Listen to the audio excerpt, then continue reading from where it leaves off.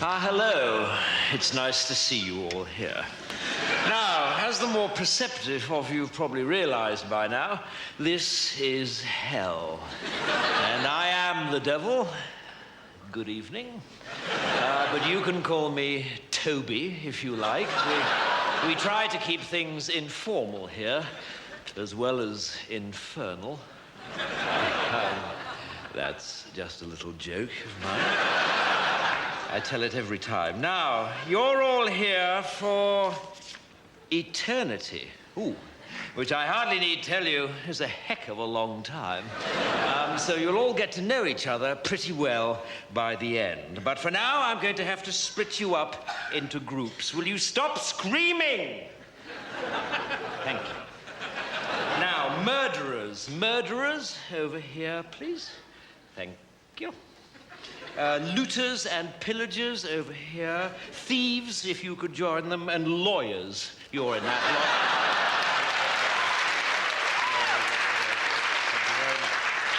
lot. Fornicators, if you could step forward. My God, there are a lot of you. Could I split you up into adulterers and the rest? Male adulterers, if you could just form a line in front of that small guillotine in the corner there.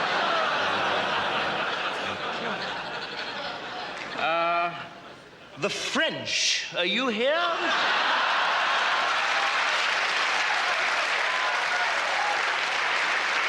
Okay. If you'd just like to come down here with the Germans, that'd be lovely. I'm sure you'll have plenty to talk about. Okay, atheists. Atheists, over here, please. You must be feeling a right bunch of nitwits. Never mind. And finally, Christians. Christians. Yes, I'm sorry. I'm afraid the Jews were right. If you could come down here, that'd be really kind. Thank you. Okay. Right. Well, are there any questions? Yes. No, I'm afraid we don't have any toilets. If you'd read your Bible, you might have seen that it was damnation without relief. So if you didn't go before you came, then I'm afraid you're not going to enjoy yourself very much. But then I believe that's the idea. Okay, well, it's over to you, Adolf. And I'll catch you all later at the barbecue. Bye.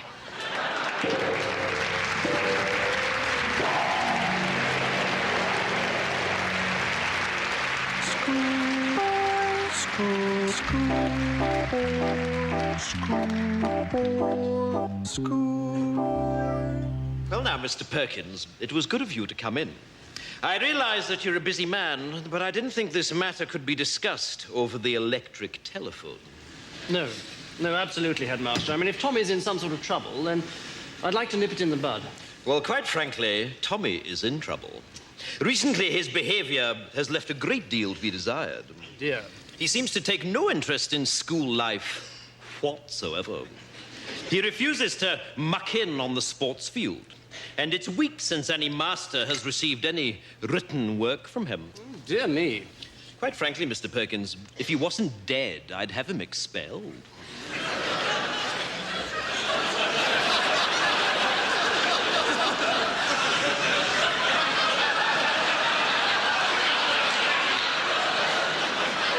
Beg your pardon?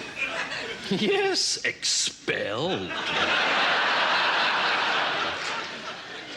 If I wasn't making allowances for the fact that your son is dead, he'd be out on his ear. Tommy's dead? Yes, he's lying up there in sick bay now, stiff as a board and bright green. And this is, I fear, typical of his current attitude. You see, the boy has no sense of moderation.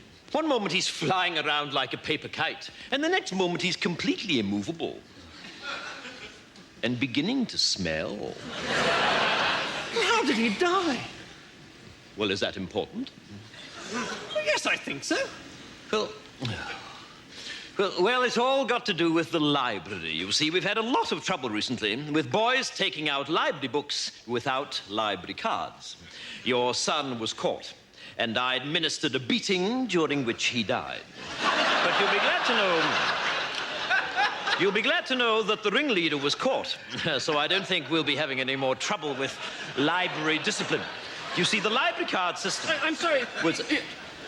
You beat my son to death. Yes, so it would seem. Please, I'm not used to being interrupted. You see, the library card system was introduced... Well, exactly what happened?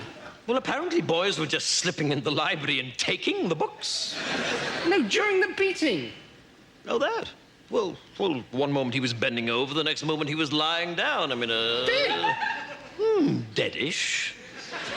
Mr. Perkins, I find this morbid fascination of yours with your son's death quite disturbing. What I'm talking about is his attitude. And quite frankly, I can see where he gets it from. Well, it wasn't me that beat him to death. Well, that was perfectly obvious to me from the first day he arrived here. I wondered then, as I wonder now, if he might not have turned out to be a very different boy indeed if you had administered a few fatal beatings early on. Are you mad? I'm furious. In order to accommodate the funeral, I've had to cancel afternoon school on Wednesday. This is preposterous. Yes, it is. Or at least it would be if it were true.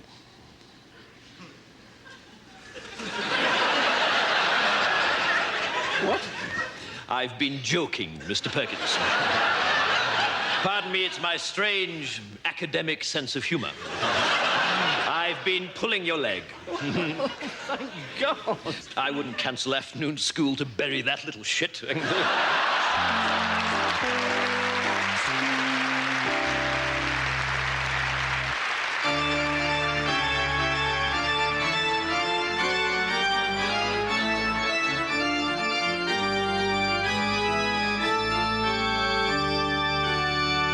And on the third day, there was a marriage in Cana of Galilee. And it came to pass that all the wine was drunk. And the mother of Jesus said unto the Lord, They have no more wine. And Jesus said unto the servants, Fill 6 water pots with water. And they did so. And when the steward of the feast did taste of the water from the pots, it had become wine. And they knew not whence it had come.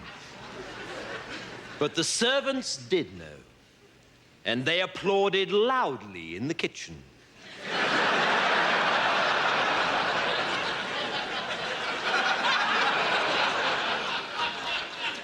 And they said unto the Lord, How the hell did you do that? And inquired of him, Do you do children's parties? And the Lord said, No. But the servants did press him, saying, Go on, give us another one. And so he brought forth a carrot and said, Behold this, for it is a carrot. And all about him knew that it was so, for it was orange with a green top. And he did place a large red cloth over the carrot, and then removed it. And lo, he held in his hand a white rabbit. And all were amazed and said, This guy is really good. He should turn professional. And they brought him on a stretcher, a man who was sick of the palsy. And they cried unto him, Maestro, this man is sick of the palsy. And the Lord said, If I had to spend my whole life on a stretcher, I'd be pretty sick of the palsy too. And they were filled with joy and cried out, Lord, thy one-liners are as good as thy tricks. Thou art indeed an all-round family entertainer. And there came unto him a woman called Mary, who had seen the Lord and believed. And Jesus said unto her, Put on a tutu and lie down in this box. And then took he forth a saw and cleft her in twain. And there was much wailing and gnashing of teeth. But Jesus said, "O ye of little faith." And he threw open the box, and lo, Mary was whole. And the crowd went absolutely bananas. And Jesus and Mary took a big bow. And he said unto her, "From now on you shall be known as Sharon. For that is a good name for an assistant." And the people said, "We've never seen anything like this. This is great. You must be the Son of God." But the Lord said, "No, I am he who comes before." And they were sore amazed and said, "Then, Master, how shall we know the true Lord?" And Jesus said, "By his name shall ye know him. And he shall have a very religious name. And he shall be called Paul. And Daniel shall he be called." "Paul Daniels," they cried. And the Lord said, "Yes, something like that." Here ends the lesson.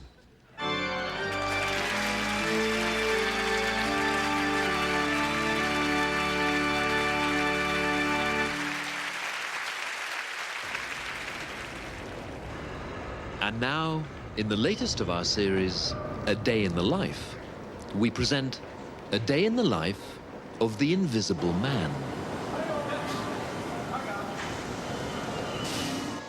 Every morning, I go to work by tube. Very soon, however, I get bored and decide to start annoying other passengers. I usually select the most respectable person I can find and blow gently into his left ear.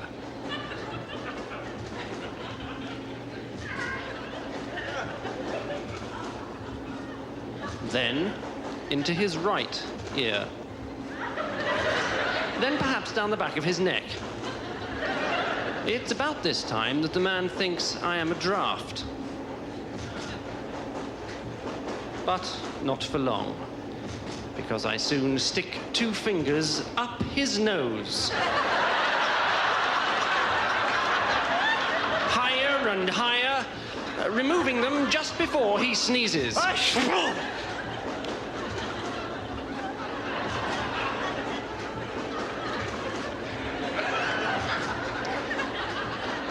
Then, I start to manipulate some other limbs.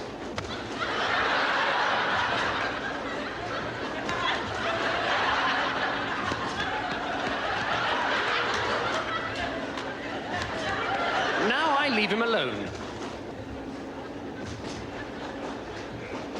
For about 10 seconds.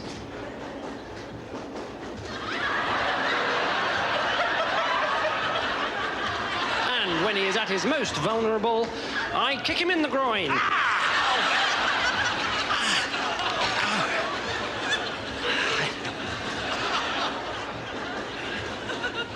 And steal his seat.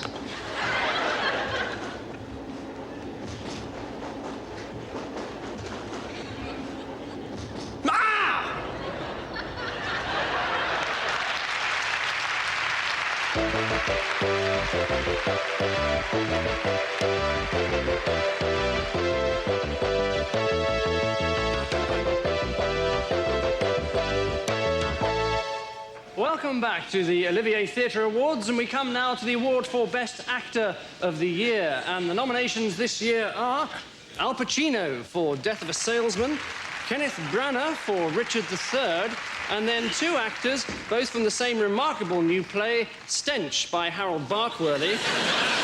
And the nominees are John Daniels in the role of Mr. Trotter and David Forbert in the role of Mr. Gannett. Now, these are 4 fine actors, and I'm sure they'd all agree that the point is not to win, but to play the game. And the winner is John Daniels. No, shit. Unfortunately, John is unable to be with us tonight, and so I'd like to ask his co-star David Forbert to accept the award on his behalf. David.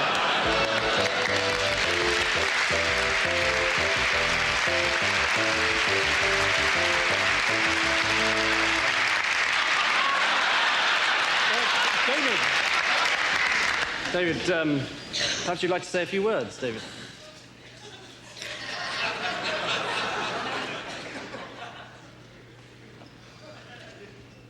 Thank you, Vanessa. Ladies and gentlemen, what a delight it is to accept this award on behalf of my close personal acquaintance, John Daniels. John cannot, unfortunately, accept it himself because he is in Hollywood, starring in his first major film role with Meryl Streep. I am, however, not in Hollywood, not having been offered even a minor role in an 8mm pornographic movie. But what a delightful object it is that John has won. Although, you know, I'm sure I will very soon receive one myself when I next buy 10 gallons of petrol at a Texaco filling station. So what is it that Johnny has got that makes him stand apart from other actors of his generation? Well, I think we all know the answer to that one. Syphilis. And what a great and heartwarming thing it is that he has already started passing it on to a whole new generation of younger actors. Of course, to win an acting award is always a great honor, but to receive one here in the heart of London's famous West End on an occasion such as this hugely diminishes that honor. What could be more dull than these sordid, backslapping sessions where has-beens in tuxedos hand over to even older has-beens in tuxedos awards for plays that closed the week before they opened because the audiences were clamoring instead for tickets to Andrew Lloyd Webber's latest rearrangement of Evita to suit the vocal range of Kylie Minogue. I therefore cannot say what a delight it is that John has won this award instead of me. And I should like to announce my retirement from the acting profession in order to begin a lifetime of work amongst the mentally handicapped. In which capacity I look forward to meeting all the members of the judging panel very soon. Thank you.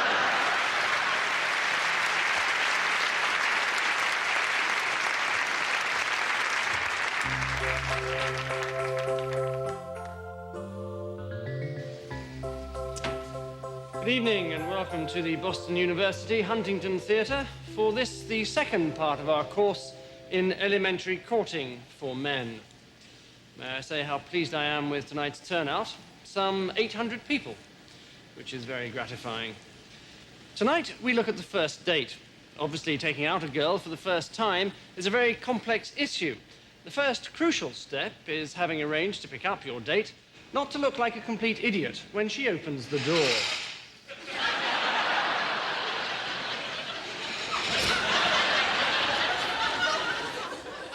Best to look as though your attention has been momentarily distracted.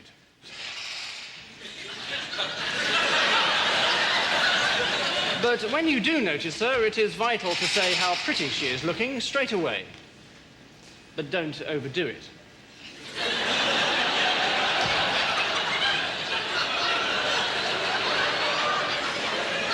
If at this point you are introduced to her parents, attitude is all important.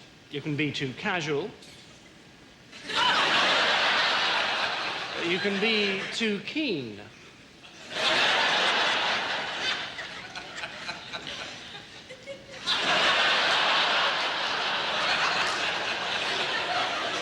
When you've said goodbye to the parents, again, don't overdo it. Lead her to your car. And remember to open the door. Once in the car, there are various ways of driving. If you drive like this,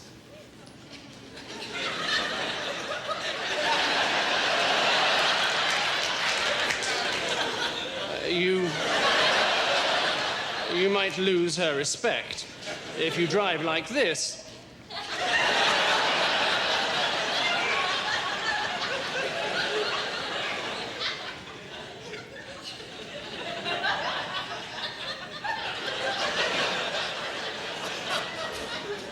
you should have taken a taxi. Before long, you'll arrive at the restaurant. Get out of the car.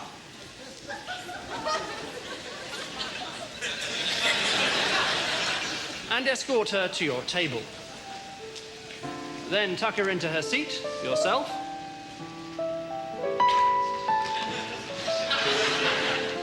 and attract the waiter's attention.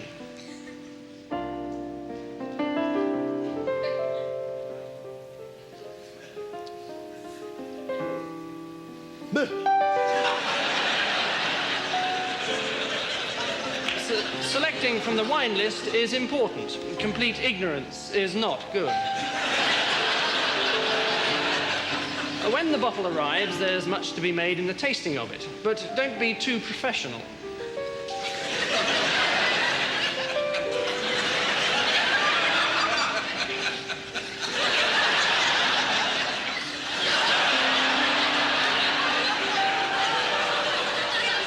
With eating, again, moderation is the order of the day. Don't eat too fast.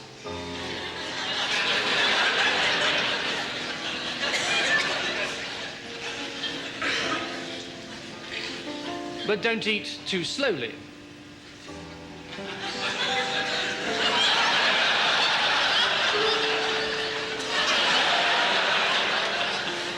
Next is receiving the bill.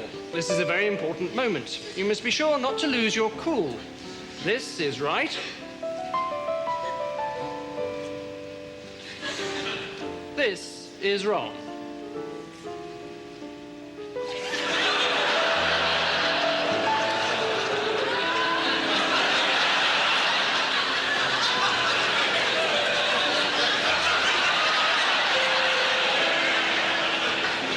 The girl may, of course, offer to pay herself, in which case you should refuse. For a while. Next stop is a fashionable discotheque. Once inside, you might look slightly strange if you try and talk over the music. So just stand casually and look sexy.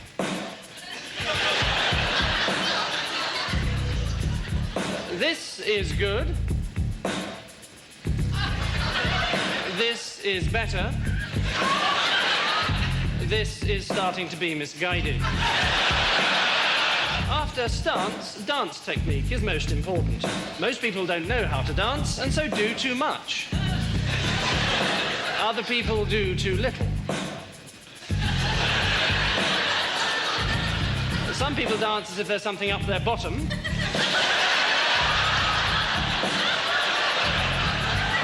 And other people dance as if there's something coming out of their bottom. When all's said and done, it's best probably not to dance at all. The well-mimed sporting injury is always useful, and a good excuse for leaving the discotheque. If you don't utterly foul it up, 20 minutes later, you should be back at your place.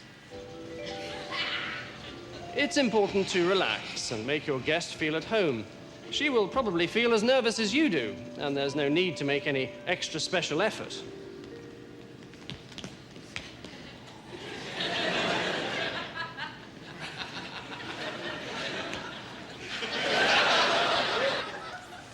Then, putting on the music. We can't help you with the choice of CD, even though no matter what the circumstances, Donny and Marie Osmond's greatest hits would be a mistake.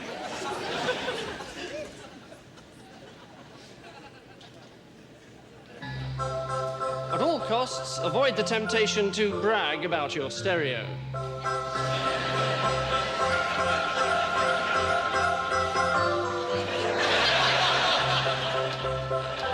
Now comes the moment you've been waiting for. The seduction. This is the subject of next week's lecture. However, as a rough guide, this is right. And this is, I think you'll agree, disastrous.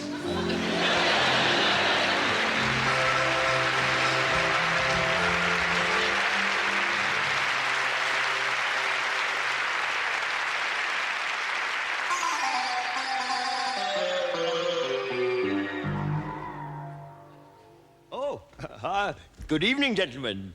No, that's no problem. Come in, please. Although perhaps if we could just keep that delightful singing down a little bit. Oh, dear. Obviously, plenty of refreshment at the football game. No, come in, do. Oh, no, that table is reserved. It is also a table for 2 people. Perhaps this table might be more suitable for 9. If you'd like to step this way, gentlemen, please. Oh, dear. Here, let me help you up, sir.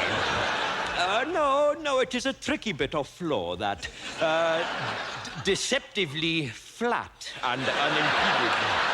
If you'd like to take a seat, yes, or perhaps on the chair. And there we are. Right. Now, what would anybody... Quiet, quiet, gentlemen, please, quiet. What would anybody like to drink? 9 pints of lager. Well, 18 pints of lager.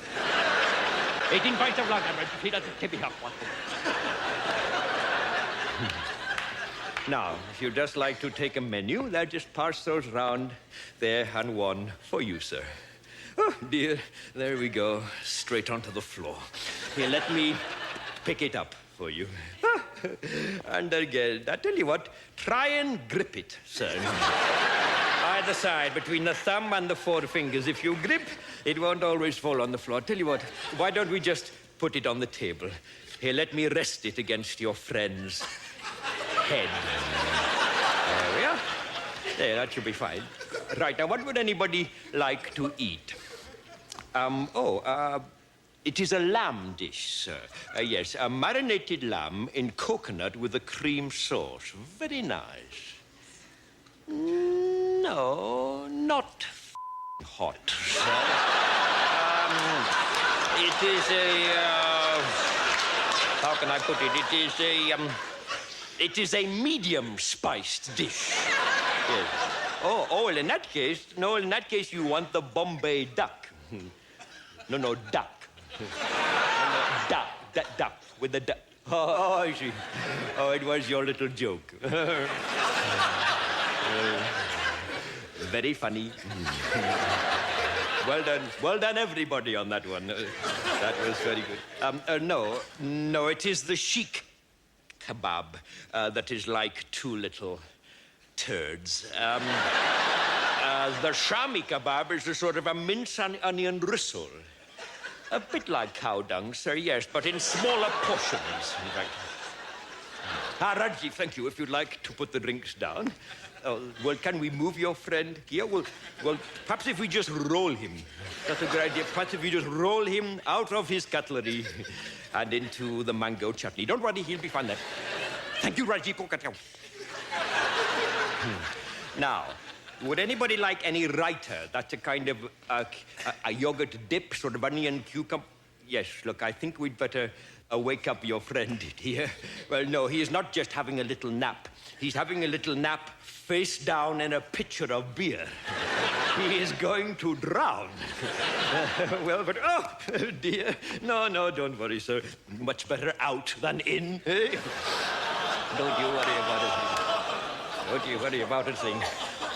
Just leaves all the more room for your chicken curry. Thank you very much. Indeed.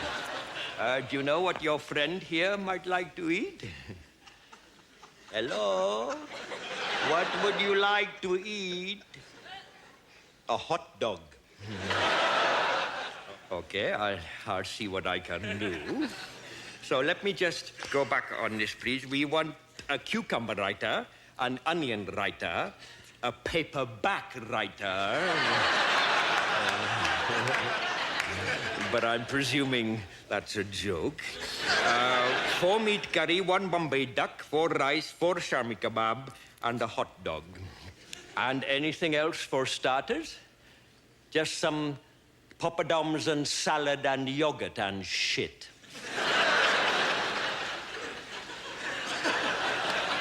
Okay, I'll see what I can do. Although I'm not sure you'll be needing that last item. As you all seem quite full enough of shit already. Rajiv, come on.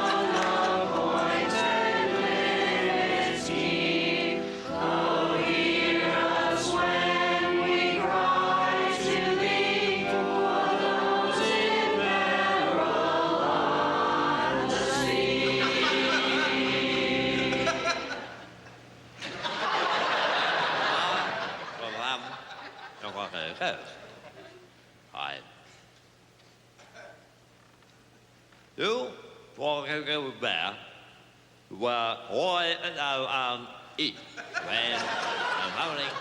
When we're going to go there.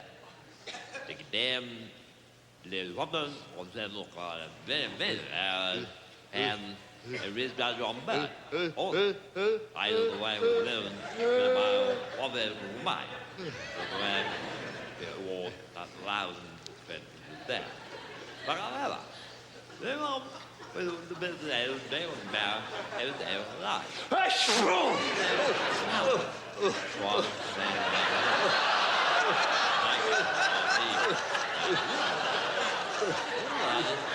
With the back, they go on Harvard, or Ward, and I where I felt you next to what we have there.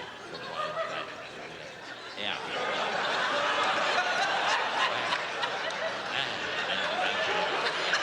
The big rat, you know,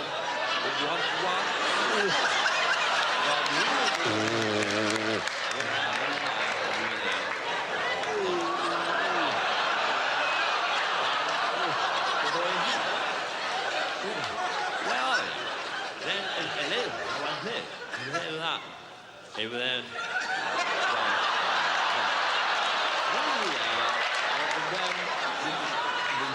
we have Lord who are rubbing at the line. Here, boom, I will walk and ring. Ruling on the other line, when hey, he went to appeal and saw on mom. Eventually, Malcolm.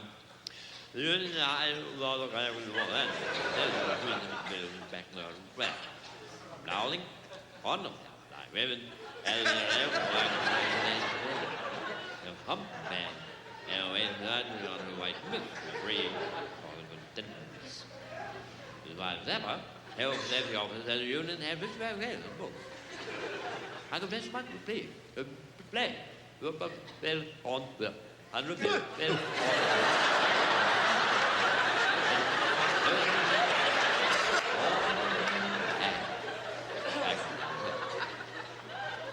That was the code. There they were born. For here to go to the back of the hub, and written that is where I covered and read him. And the border is born in the well back. The human was however, Harold is that thing. At Port Lunch. Her. I take all. 19 is all. Okay. What's the matter with what? Then about that and all that and this.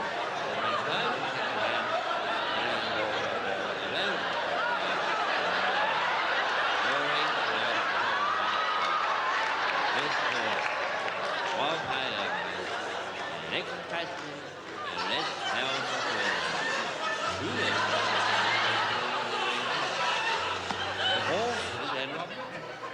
Then we met. We're here. Little longer, we visited the next slide.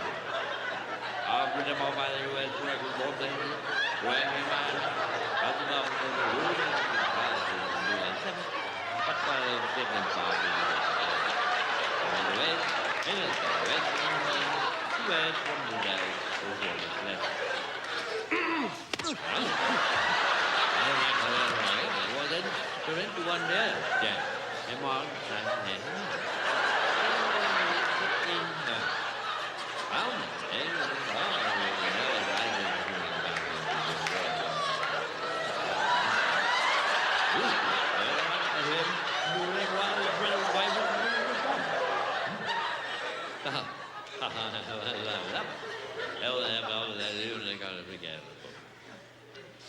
go to my water and that. And that will do. Hang on, to change that position out of the fair on our top.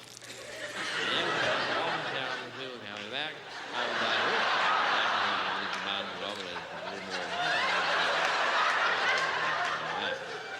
And the walls are 680 and has an hand in the town. And for the cloud for a moment, a lot of laws should be.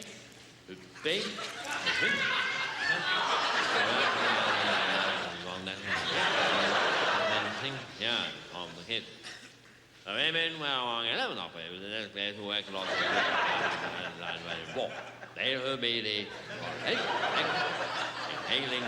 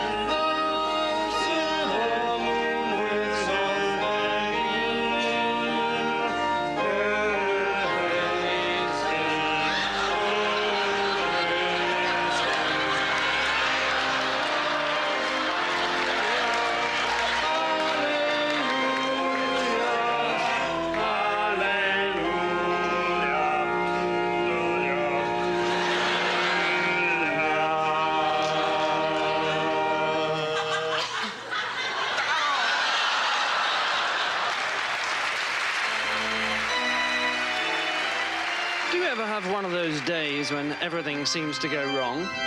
I did. Unfortunately, it was my wedding day, and 3 men in particular were to blame. It all started with the priest. I now pronounce you man and wife. Well done. You may now kiss the bride. Nice one. All right, please be seated, everybody. I'd just like to say a few words before communion. You know, a lot of prospective brides ask me these days, Father, what is the church's attitude to fellatio?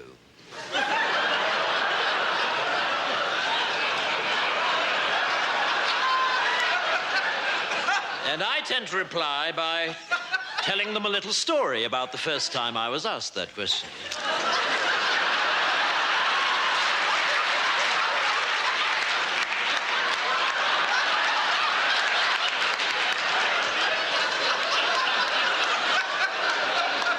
It was a couple of years ago now, and a young, attractive bride-to-be came up to me after a service and asked me just that question. Father, what is the church's attitude to fellatio? And I replied, well, you know, Joanne, I'd like to tell you, but unfortunately, I don't know what fellatio is. And so she showed me. And ever since, whenever anyone has asked me the question, Father, what is the church's attitude to fellatio? I always reply, well, you know, I'd like to tell you. But unfortunately, I don't know what fellatio is.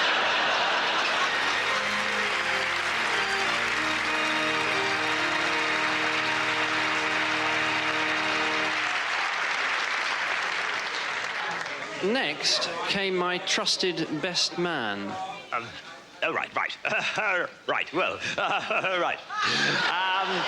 Ladies and gentlemen, and fellow survivors of that stunning stag party, how did those 2 girls get under the table, and what the hell were they up to with that toothpaste?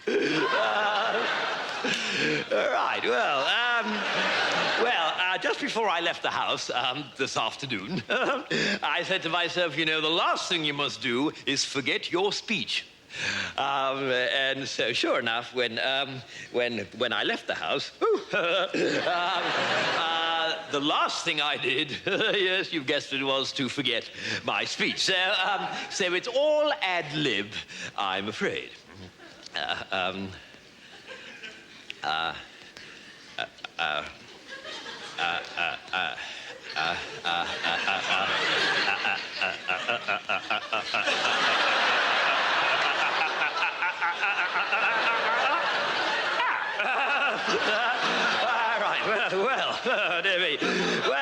Now, where should I begin? I'd like to begin now.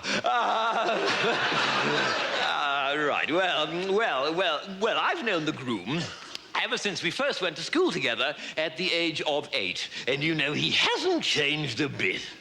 Well, that's not quite true, of course. He didn't have his beard then. And I tell you this, he wouldn't have been able to do whatever he was doing last night with those two extraordinary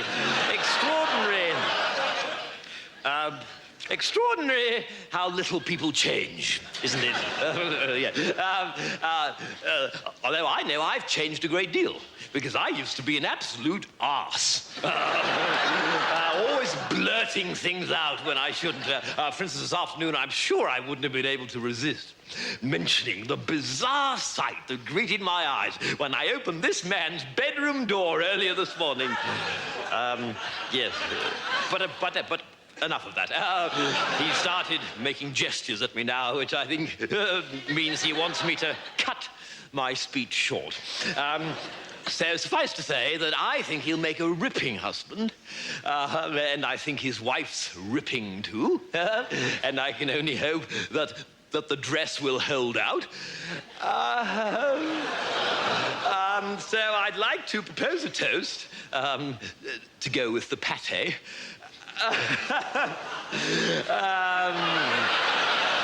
To the groom and to his lovely horse, wife. It's all starting to come back to me now. And I just know that their marriage will be as happy and satisfied as I was when I paid off those two prostitutes earlier this morning.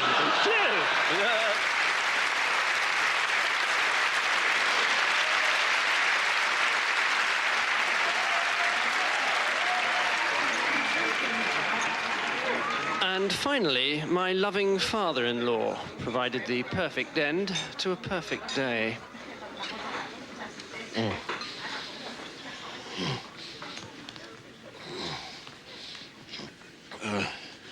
Ladies and gentlemen and friends of my daughter. There comes a time in every wedding reception when the man who paid for the damn thing is allowed to speak a word or two of his own. And I should like to take this opportunity, sloshed as I may be, to say a word or two about Martin. As far as I'm concerned, my daughter could not have chosen a more delightful, charming, witty, responsible, wealthy, let's not deny it, well-placed, good-looking, and fertile young man than Martin as her husband. And I therefore ask the question, why the hell did she marry Gerald instead? Because Gerald is the sort of man we used to describe at school as a complete prick. If I may use a gardening simile here, if his entire family may be likened to a compost heap, and I think they can, then Gerald is the biggest weed growing out of it. I think he's the sort of man people emigrate to avoid. I remember the first time I met Gerald.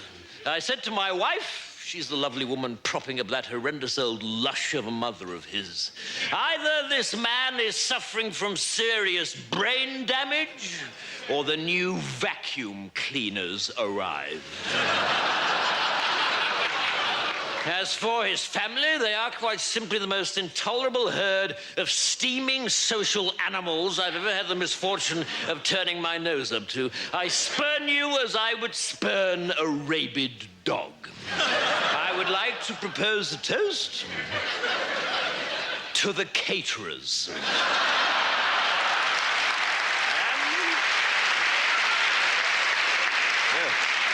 And to the pigeon who crapped on the groom's family's limousine at the church.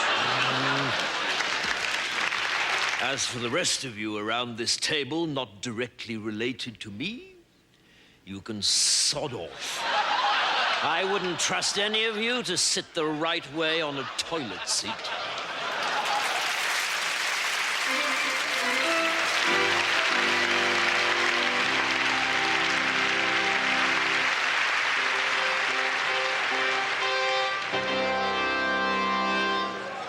Right.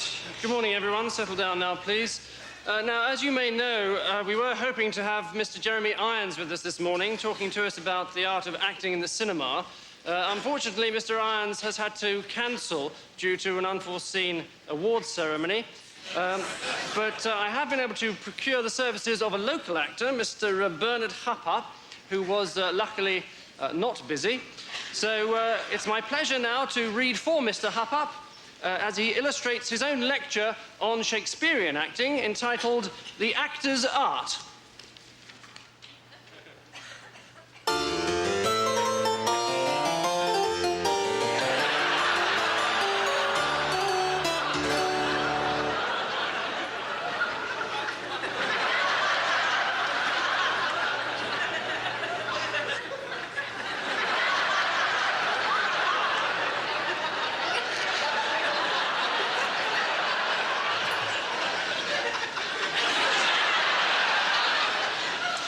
So, The Actor's Art by Bernard Huppup.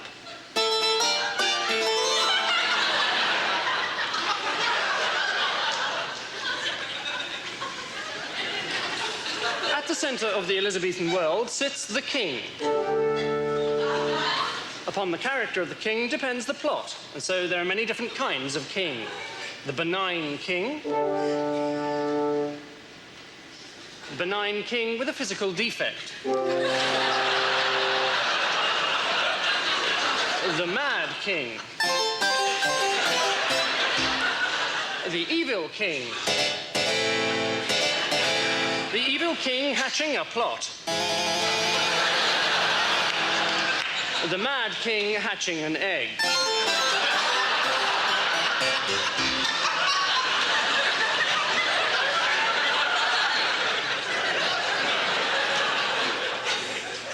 An important part was also played by messengers, distinguishable into many different types. A messenger enters bearing good news.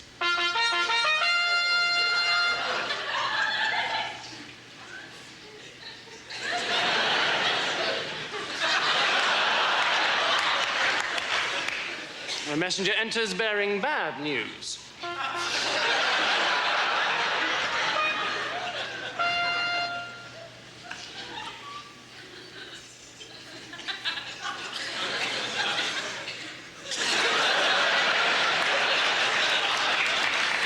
A messenger enters bearing indifferent news.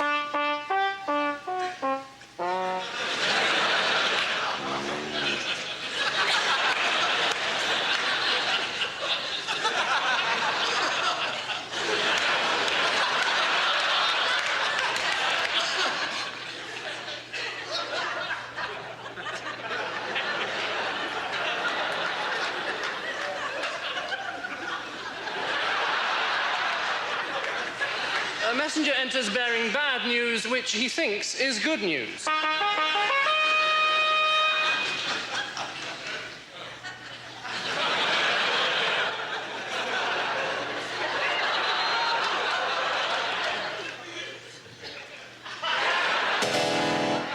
Death came swift and often in this brutal world.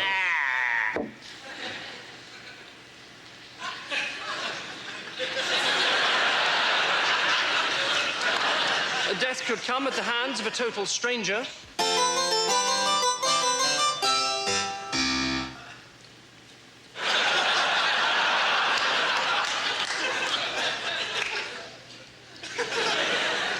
Or it could come at the hands of one's closest friend.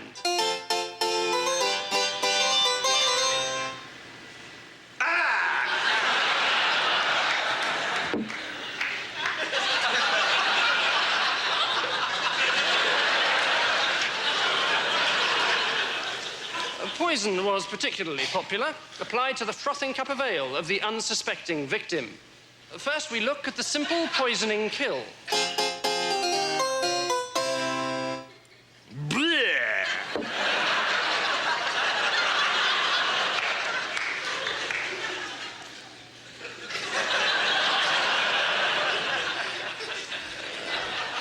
And then the villain attempting to use poison.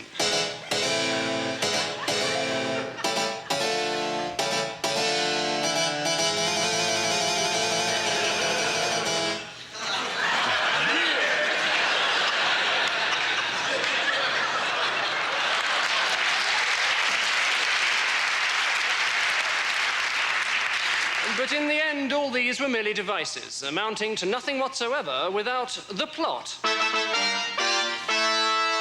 At the center of the plot stands the hero, who is king.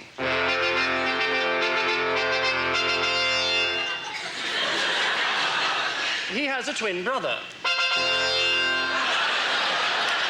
who is a villain, with a physical defect. War comes, and the hero must lead his men into battle. At the gates, the hero's mistress waits to bid her lover farewell.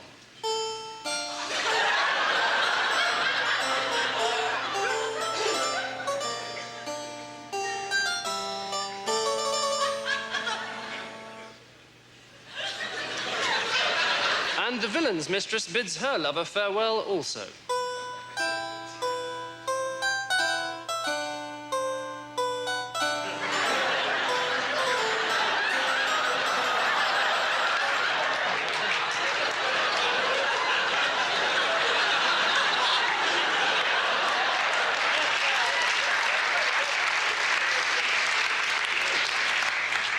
The war rages on for many years. Until, at last, a messenger arrives bearing the bad news of the death of the hero. So the villain becomes king. But the message was wrong. And years later, the hero returns. In disguise.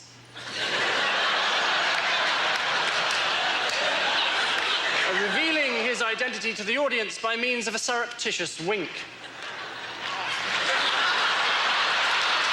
But his brother, the villain, recognizes him, and they fight.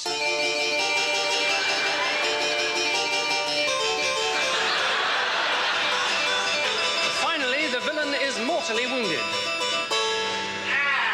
He dies.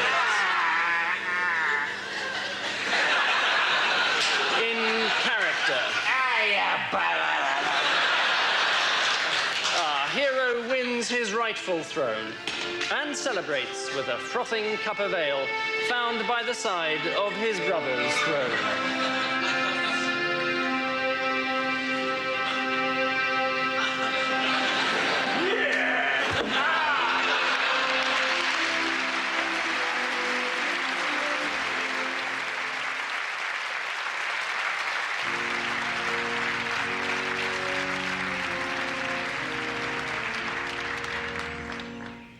Ashes to ashes, amen.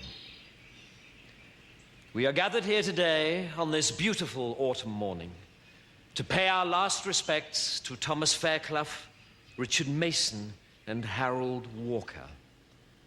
Tom, Dick, and Harry, as they were known to all of us. 3 stout fellows of our community who will be sorely missed. Tom, sadly, was blind, an affliction he bore with great fortitude, especially considering he was also deaf.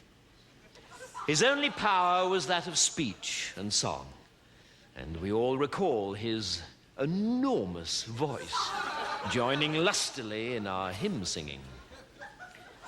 Of course, being blind and deaf, Tom never actually knew what hymn we were singing, which seemed appropriate, because we never knew what hymn he was singing either.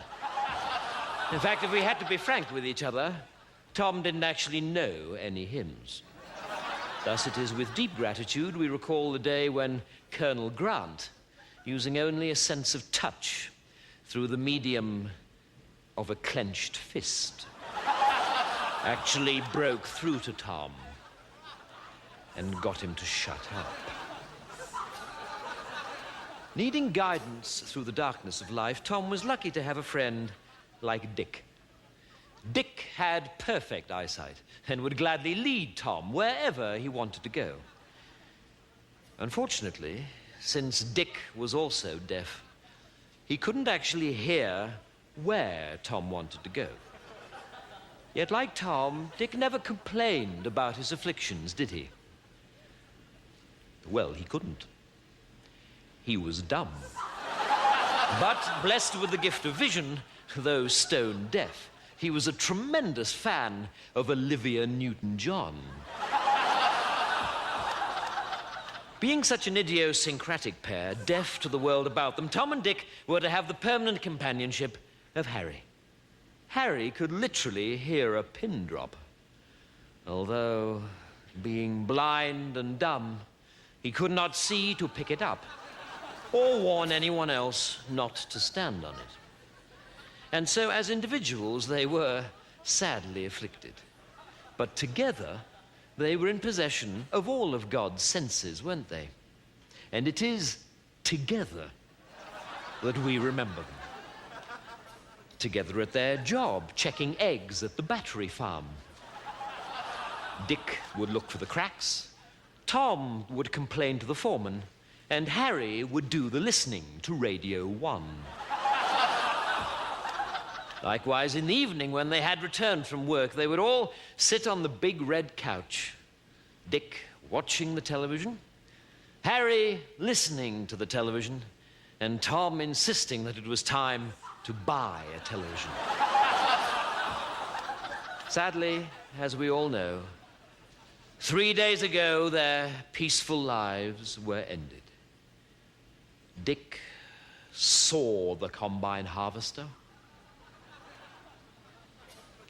Harry heard of the combine harvester, but neither could cry out. Tom, who could have cried out, never had the faintest idea what hit him. And so they were all harvested together, blended into oneness at last, and now we trust are in heaven, as happy as any in that immortal host. For Dick will see the angels' choir, Harry will hear the angels' choir, and no doubt Tom will ruin it for everybody.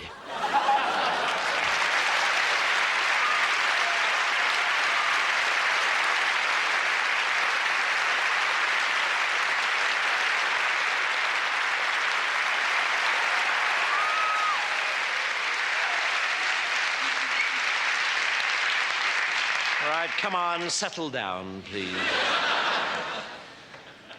Answer your names. Anus.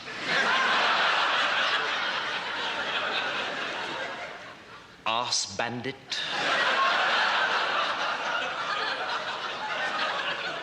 Bottom.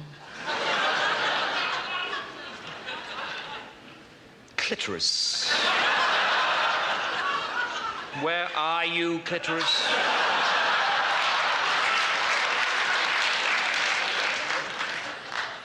Doo-doo.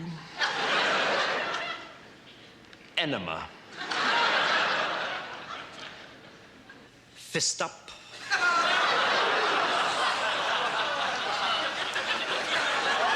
Come on, grow up, please.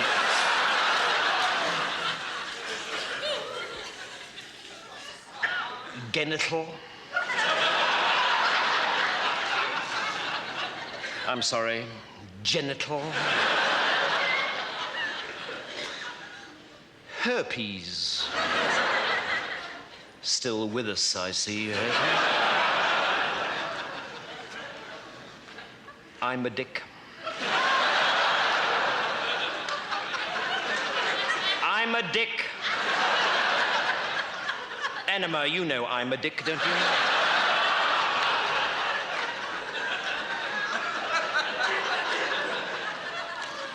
Ejaculation. My prick. Has anybody seen my prick? Come on, somebody must have seen my prick. Very well, remind me to beat my prick when he does turn up.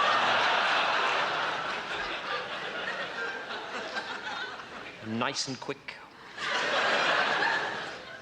On top. Pube. Ah, my prick. So good of you to turn up. Yes, well, now that you are here, my prick, perhaps you'd like to find a seat. Bottom squeeze my prick in somewhere, though.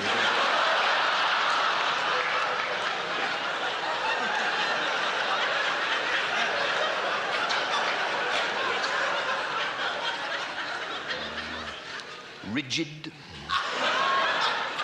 Our Russian exchange student, suck me off.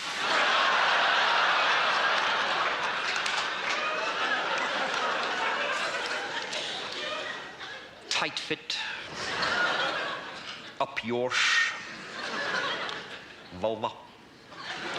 Your prick. And zipper. Zipper. Absent. Now then, boys, the headmaster has asked me to speak to you this morning on the subject of smut. All members of staff have noticed an alarming increase in the use of silly humor and puerile innuendo about the school. Rigid, fist up, bottom out.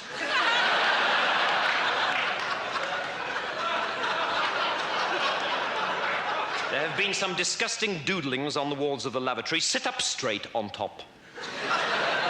One or two unpleasant health magazines have been found. If you fall asleep on top, I shall be very annoyed. And Mr. Hardon tells me that there's been a great deal of sniggering in his biology class. Tight-fit, for heaven's sake, leave your prick alone. I don't care. Your prick had no business poking into your desk in the first place. I will not put up with this kind of behavior, boys. And neither, I must warn you, will Mr. Grit Big Heartcock. This is a school for the sons of gentlemen, and the theory is that one day you will turn into gentlemen yourselves. That is with the exception of Genital, who appears to be turning into a ferret.